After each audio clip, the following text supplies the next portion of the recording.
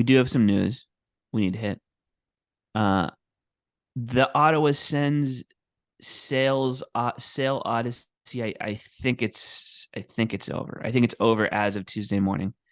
Bruce Garriock from the Ottawa Sun was the first to report that a group led by Toronto billionaire Michael Andlauer has won the bidding war.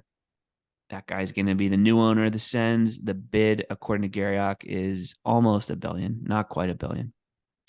Michael Andlauer, as he will be known for the foreseeable future to hockey fans out of Ottawa, is not Ryan Reynolds and not Snoop Dogg and not the guy who is bidding $1 billion for the team. So it is, but it seems like it's a welcome end of the process. The Melnick sisters are going to retain 10% in that deal, according to Garriock's report.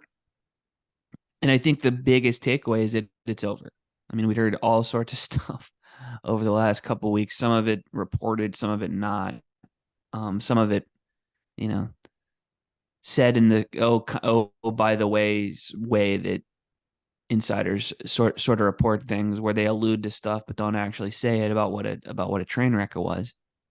And I'm sure at some point soon, we'll have details on it. But the point now is that it's over, and I think it needed to be over for Sens fans because it was starting to get to that point where, Max, where I don't know if people were starting to get nervous, but I can imagine it happening, like not far down the line, where it's like, okay, what is happening? Why is this taking so long? And what's the end result going to be? It was starting to come up in conversations around like Alex DeBrincat and what is he going to Mm-hmm. do in his future. I'm not sure that this necessarily, like, maybe if you're the Senators, you're certainly hoping that this is going to pave the way to solve that. I'm not sold that it totally does, but when it's coming up in those contexts, it has to get done right now. It did. Your first point, Sean, I think is going to be one of the big ones. Is it's not like this like big flashy name that's going to generate news cycles or whatever. And my question is like, how much do we think that matters? Because I'm sure the league would have loved the publicity that comes with Ryan Reynolds or Snoop Dogg, and that's not just a 1 week cycle thing. That's like a welcome to Wrexham kind of deal. But Mm-hmm. is there a value to just like a lower profile owner who's not going to be the most recognizable person in the arena on a given night? It's a safe bet. That sounds like this is a well structured bid that can get them close to the $1 billion valuation, which is important. And I think that's something that the league values greatly, understandably, because you want to be able to say, like, it doesn't sound like it's going to get it there just yet necessarily, but franchises are on the road to having $1 billion valuation. That's important to the league. It's important to public perception. Now, the other question, and this is something we talked to Marty Walsh about, is when you have, it's great to have valuations that are, you know, hit the big number, right? It's a positive thing. Everything took a jump up whenever Fenway Sports Group bought the Pittsburgh Penguins in late 2021. That was like the big kind of level up where you get out of that 550, $600 million range and really get, start getting towards the towards the two comma club, to quote a very old Silicon Valley reference. Um, but revenues aren't there. They're not climbing in accordance with franchise valuation, and that is the problem to me. Like we can sit here and talk about how great it would be for the league to have the big number, to have a franchise that publicly confirmed was sold for $1 billion or more.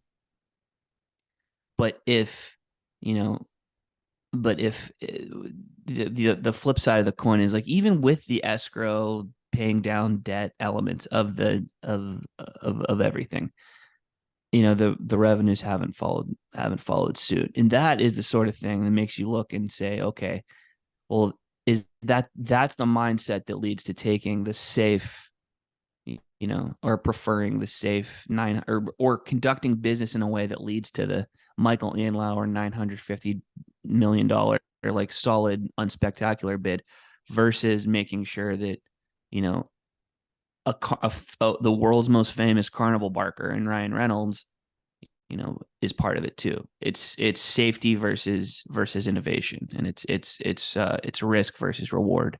And I think that's the sort of thing that maybe will help franchise valuations tick up, but not positively move the needle on revenue stuff. And I think we saw that play out in a very real way with the Sens sale. I just think about, the way we found out about the Penn sale, and it felt like just you woke up one morning and Fenway was the new owners of the Penguins. Yep. And this like it's almost funny to have any kind of reaction about like who the new owner is when in almost any, if Ryan Reynolds was never involved, if Snoop No Dogg one was would have never cared. involved. I mean, I guess the Melnick death is what sparks this, but we don't find out like, oh, the Andlauer bid one or the Kimmel bid one. We just found out, oh, the Senators sold. This is the new guy. You've never heard of him. Don't worry. Right. Right. Like, but because of the way the saga played And out, that's what people might have a take on this. and that's what gives this whole thing like the hint of kind of like a missed opportunity, right? Is because we know what the other options were.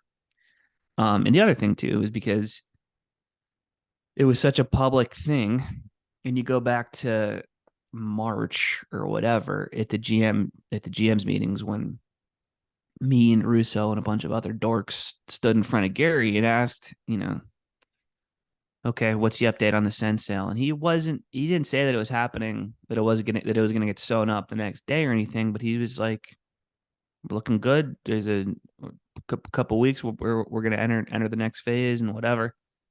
So we had those kind of signposts that were put up by the league to say that this was going to be done before June 13th or whatever. So I think that's part of the reason this was covered the way that it was. The fact that it's a Canadian team is undeniable. You can't separate that from the overall process because those things are just paid more attention to in Canadian media centers. And there was, basically a public bidding war for it. Whereas with the Penguins, it was Lemieux and Ron Burkle moving in silence and finding a partner and keeping it quiet, and also dealing with Fenway Sports Groups, who knows what they're doing when it comes to that sort of stuff. This is not their first. This is not their first rodeo. They didn't have to have the brokerage process with the Galiotis Group and all that stuff like Ottawa did. So it has been funny to watch this situation play out. I'm glad it's over because it was starting to get obnoxious, honestly, and it was hampering business for the Ottawa Senators, which is like sort of like you said, Maxie, like that's the tipping point, right? Where and who knows if the damage isn't done with Alex DeBrincat, who Or if it would, or if that's even like the whoever driving factor. But it's been brought up, right? Like it's a perception is reality thing at that point, 100%. But like, is Pierre Dorian going to be the GM? What happens to the coach? What happens with an RFA like DeBrincat? What goes on with Connor Hellebuck, who is connected to the Sens, just like he's connected with any team that Yep. that needs any team like that needs a goaltender. So we'll talk about that in a minute. Let's table that